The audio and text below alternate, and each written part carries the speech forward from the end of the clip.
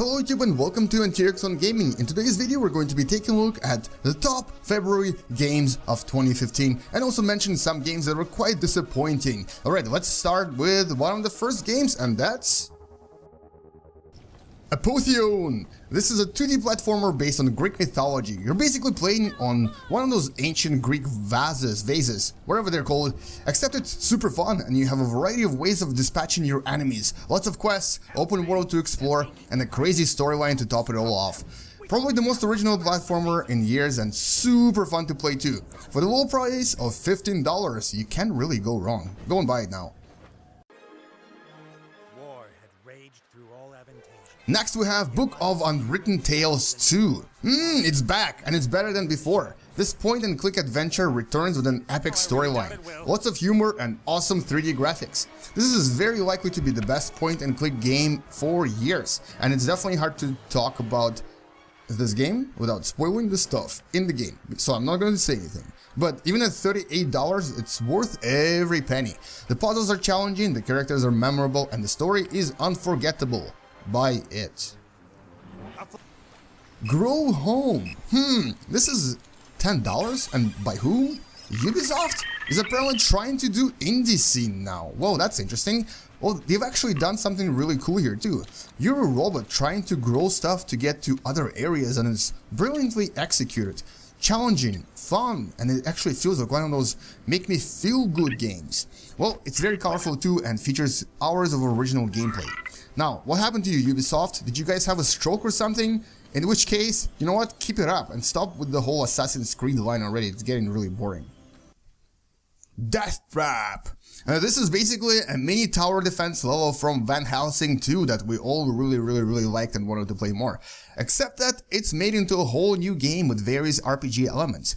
There's a bunch of character roles, there's a co-op mode, there's a talent and tech tree, and a variety of monsters to defeat. It kind of plays like Diablo, looks very tower defense-ish, and is super fun to play with friends. It is pricey, but worth the investment. From him, wife and child. Hand of Fate. Hey, look, it's a card game again. Hey, except wait, what? It has character building, 3D action fights, tons of weapons and RPG elements, tons of monsters to defeat, and a boss at the end of every match? Well, everyone seems to make genre-defining game nowadays, and I guess this is yet another one of those. The graphics are okay and the music is just there to prevent boredom, but gameplay is really rich and rewarding. Good job, the person whoever made this game. I should have looked up your name. Total War Attila. Well, no surprise there, another Total War game, and we obviously had to put this on the list. This time it has an invader theme, with most emphasis on the Germanic tribes and the sacking and destruction of former empires. And all in all, it's a solid entry. However, it didn't really seem that much different from some of the more advanced Rome 2 mods that I've played a few years ago, and played similarly as well. The new features are good, but by no means groundbreaking. Nevertheless, it's worth the money, go get it. Resident Evil Revelations 2. Yet another episodic game. This is just a theme nowadays, releasing episodic games. Anyway, this time it's based on the Resident Evil universe. Now here's the important part. This is not an action game. It's actually more of a survival horror, and probably the first since the original Resident Evil game on PlayStation. The game is very atmospheric and it's very scary. Despite mixed reviews at first, most of the problems have been actually fixed with patches, and it's totally worth the buy now. It is relatively cheap as well, however, every episode will take you maybe 5-ish hours to finish. So it is episodic, which means that you might require patience to wait for those other episodes to be released. It's on episode 2 right now, so just wait for the rest if you want to get the full game right away. Black Hole. Now this is actually a 2D puzzle platformer, and it introduces the idea of screen rotation to help you solve puzzles. Essentially, you crash into a black hole and can apparently now control the space around you. Moving through levels and collecting various repair thingamajigs, your goal is to, of course, escape the black hole. Oh, it does have fun dialogue, challenging levels, and lots of mind-bending puzzles. Well, get it if you're a fan of the genre, otherwise you probably won't like it. And speaking of puzzles, Numa, Breath of Life is yet another puzzle, but this time in 3D and in first person. You're basically a god, or are you? And you get all philosophical and puzzly about the environment. Well, without spoiling anything, this is kind of like Portal in philosophy class with a lot more sarcasm. So it's awesome. It's totally awesome, but kind of short, so get it if you like these kinds of games. Don't get it if you don't, and so yeah, I loved it, and there you go. Now I wanted to mention two-dimensional indie games that might be worth trying despite the bad graphics. One of them is called The Escapist, which is basically a game about prison life and trying to escape from such life. You do quests, complete missions, and inch your way towards freedom by acquiring items needed for escape. The game is kind of fun, but it does require some patience and it is quite challenging. The other game I wanted to take a look at is called freaking Meatbags. This is a real-time strategy mixed with tower defense where you are the ultimate robotic life. And your goal is to dominate your meaty human-like minions and survive the assault of enemies of all sorts. It involves resource collection, tower defense sort of gameplay, and lots of humor. I definitely enjoyed this a lot more than Escapist, but both games are worth your time. There were also two remastered games that were released in February, and one of them was Republic, and I don't know how to pronounce it. But anyway, it's a game that was very popular on iOS system. It's a one-click adventure about a government conspiracy and a girl trying to divide the world. Except this time it is in high definition. Now, this is a mixed bag for me personally because I really liked it on iOS, but I think it's a little bit too light for PC, and the gameplay is a little bit too one-sided, especially if you're playing with the mouse.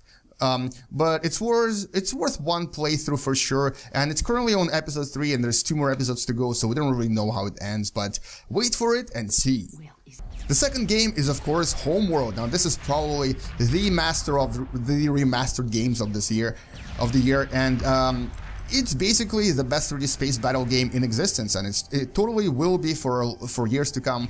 And it's definitely worth rebuying again, even if you still have the old 99.9 CD lying around somewhere. Everything has been made so much more epic, and the game will take you days to finish. It's definitely worth it, even especially for the fact that it has really awesome multiplayer as well. Now let's talk about the disappointments of February. These are the games that I personally found and a lot of people thought they were so we need to talk about them. First one is obvious. Evolve! What happened to Evolve? You were supposed to be so good, and it turned out to be so-so, and it's not really that impressive. This is basically the game we're all looking forward to, and it turned out to be ridiculously overpriced, shallow in content, and essentially a DLC trap for those fools on PS4. You know who I mean. Basically, avoid this game like a plague until devs sort their shit out and make this game affordable and reasonable and actually, worth the money, because there's so much other stuff out there that is just better and way cheaper. Then we have a game called Cities XXL. Now, this is literally just the Cities XL that came out years ago, but they decided to add an X in there and then sell it for a premium amount of money and make it sound like a new thing, and it really isn't. You really thought you fooled us, didn't you? It's the same bloody game. Nice try, though. You know what? Maybe next time with XXXXL, it will actually work, but it totally didn't this time, so shame on you. Lastly, Caribbean. Now, I really wanted to like this title. I sort of waited for so many months, but no matter how much I love Mountain Blade and the pirate theme, this game just doesn't cut it for me. It has lots of bugs, it has clunky gameplay, bad graphics, and so everything else. It's basically like taking Assassin's Creed Black Flag and then essentially making it really shitty and adding Mountain Blade features to it, like being able to fight on a horse, then calling it a new game. This was actually so much better when it was just a mod with added features than a standalone game. So yeah, Caribbean, you totally disappointed me. All in all, this is the games I wanted to take a look at, the best and the worst of February 2015. Hopefully you enjoyed this video, and if you did, leave a like, leave a comment, and subscribe. Thank you for watching. This has been Unwritten with the February tops and bottoms. Bye bye, and game you later, alligators.